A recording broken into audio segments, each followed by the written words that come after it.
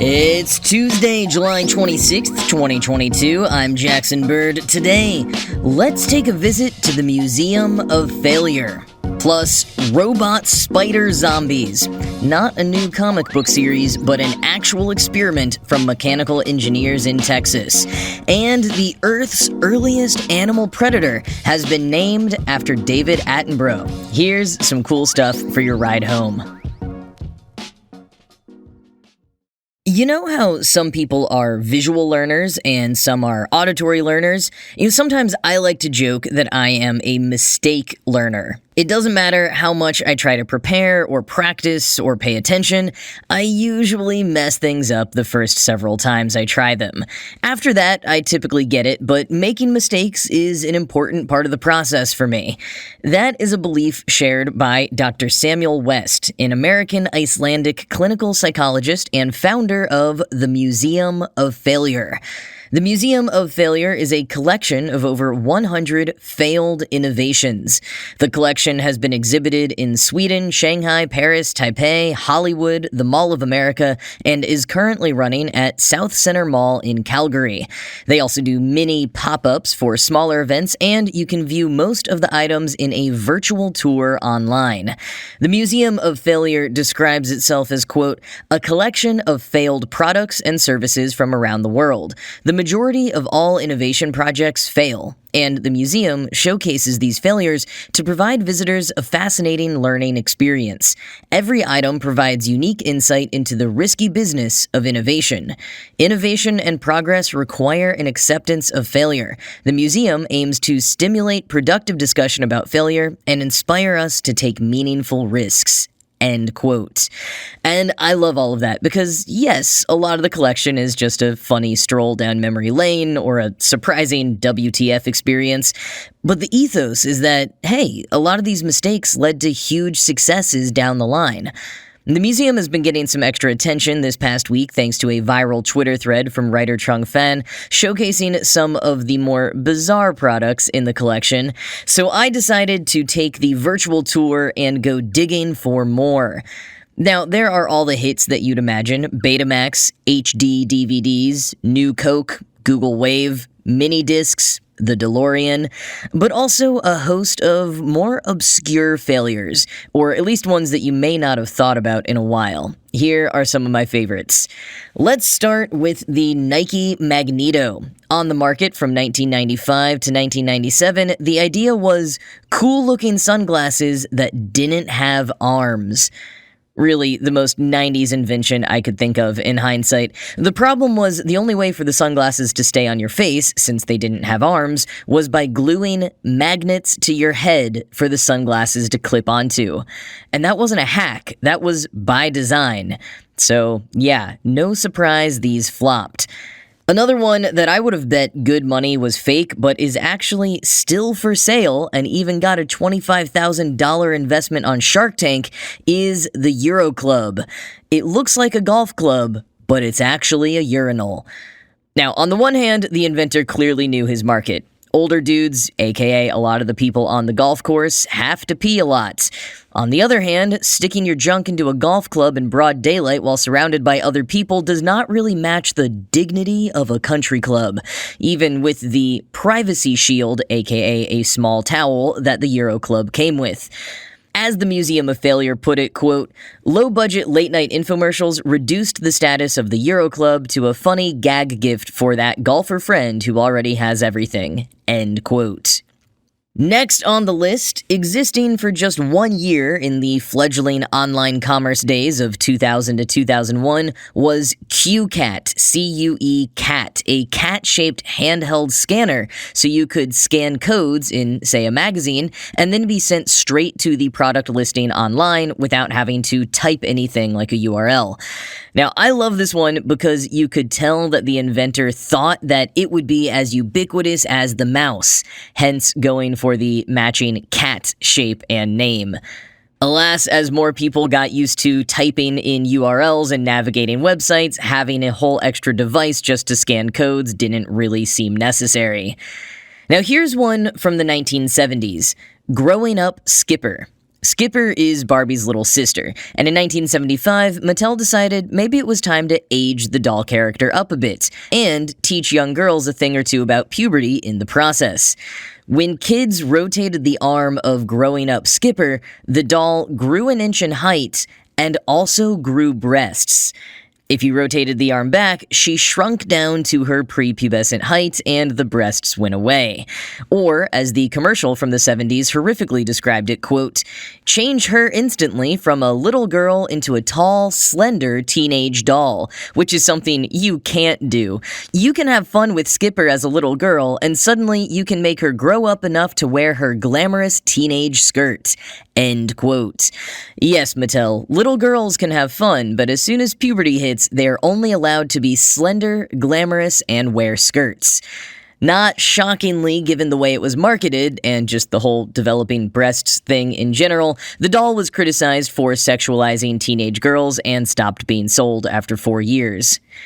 Another contender from the 70s, AIDS. That is AIDS. Without even telling you what this product was, you can probably guess why it eventually fizzled out based on the name and timing. It's a little worse than it sounds, though. AIDS were appetite suppressant candies, designed to be taken instead of appetite suppressant pills. They were pretty popular thanks to celebrity endorsements and the emergence of toxic modern body standards, but once the AIDS epidemic reared its head, AIDS candies were done for. But not before one last Hail Mary of changing their name to Diet AIDS. Shockingly, that wasn't enough to save the ship.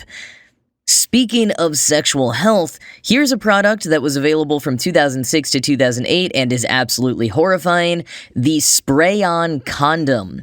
It required insertion into an apparatus that would then apply melted latex, which took 3 minutes to dry before you could get back in action.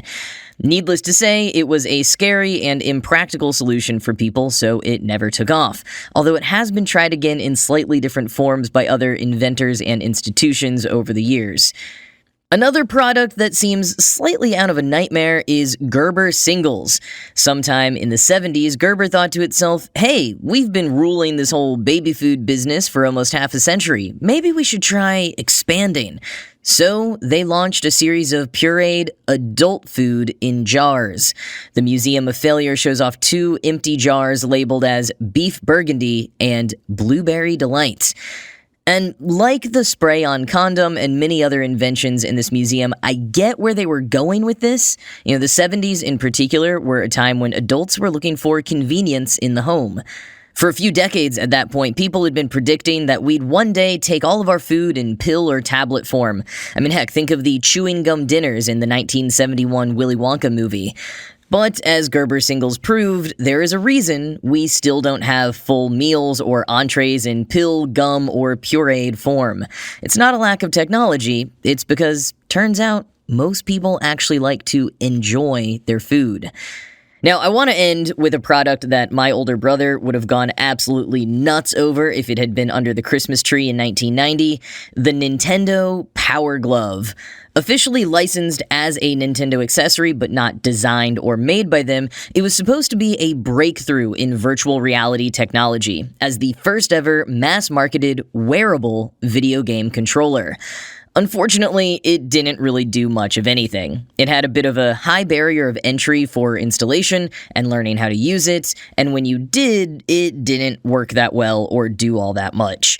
Inverse described it as, quote, if an Apple keyboard were stitched to an oven mitt. End quote.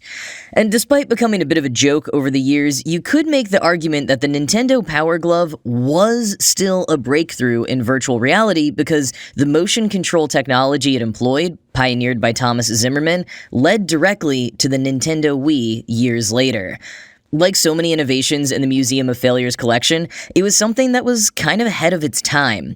The technology wasn't quite ready yet, or the public wasn't ready yet, or the product wasn't able to be produced affordably enough yet.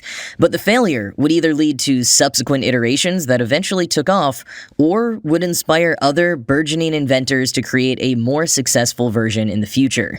Ultimately, that's the point of the Museum of Failure, reminding us that we all make mistakes, even, and maybe especially, people who have had great successes. There are a ton more products that you can peruse in the virtual tour of the museum, or if you're ever able to, I highly recommend going to see the physical collection. I haven't done that yet, but I can only imagine how cool it would be to see some of these products in person. But until then, keep making mistakes.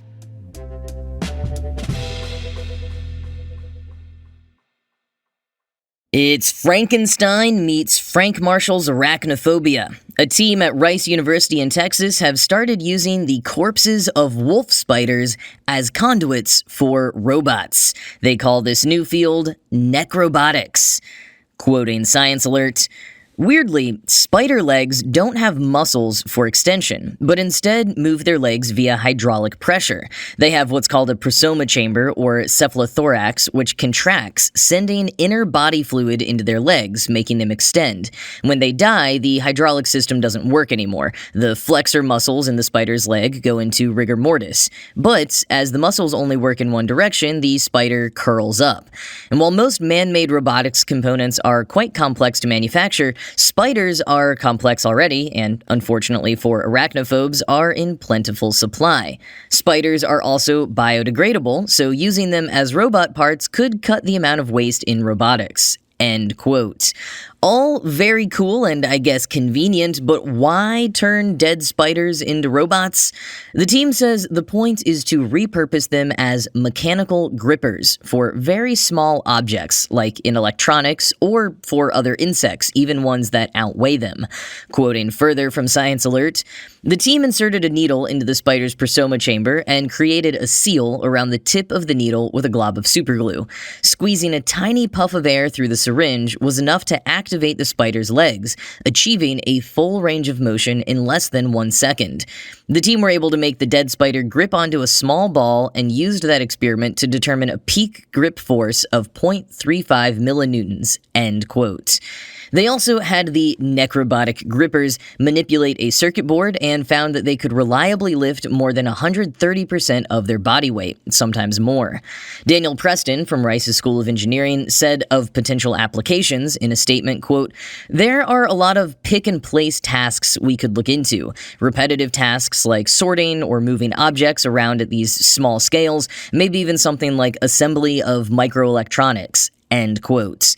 Now, the one downside thus far is that the spiders start to degrade after about 1,000 open and closed cycles, which in the lab occurred within just a couple of days. However, they experimented with coating the wolf spiders in polymers like beeswax, which helped it function for longer. And despite my Frankenstein and zombie jokes and the overall nightmarish vision this whole experiment elicits, the team is clear that they aren't reanimating the spiders. They're just using them as natural materials. Preston said, quote, "Despite looking like it might have come back to life, we are certain that it's inanimate, and we're using it, in this case, strictly as a material derived from a once-living spider. It's providing us with something really useful." End quote. So, no need to fear a robot spider zombie uprising just yet.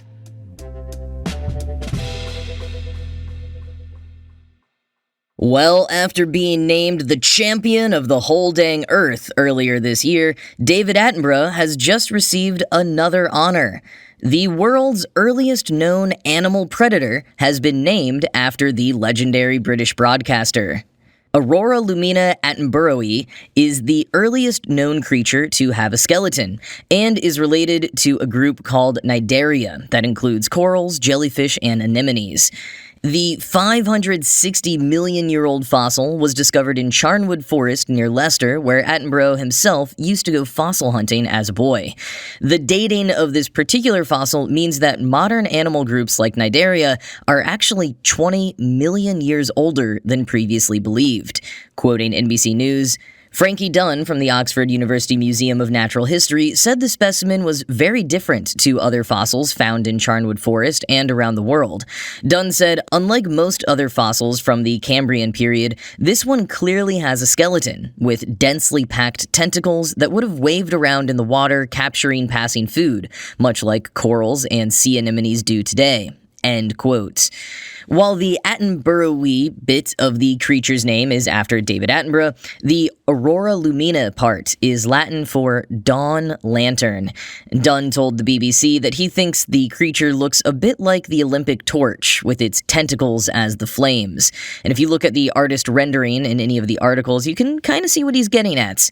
Quoting from the BBC, "The outline of the 20-centimeter or 8-inch tall creature was imprinted on a long, sloping slab of quarry siltstone, surrounded by other fossil forms.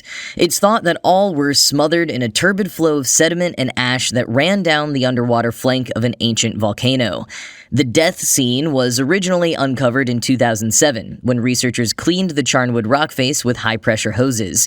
It's taken the 15 years that have passed since then to make sense of the assemblage and Aurora Lumina's position within it." End quote. The Charnwood Forest is well known for its wealth of fossils dating back to the Ediacaran period preceding the Cambrian. Attenborough shared his experiences looking for fossils in that forest, saying, quote, "The rocks in which Aurora Lumina has now been discovered were then considered to be so ancient that they dated from long before life began on the planet, so I never looked for fossils there. A few years later, a boy from my old school found one and proved the experts wrong. He was rewarded by his name being given to his discovery. Now I have almost caught up with him, and I'm truly delighted." End quote.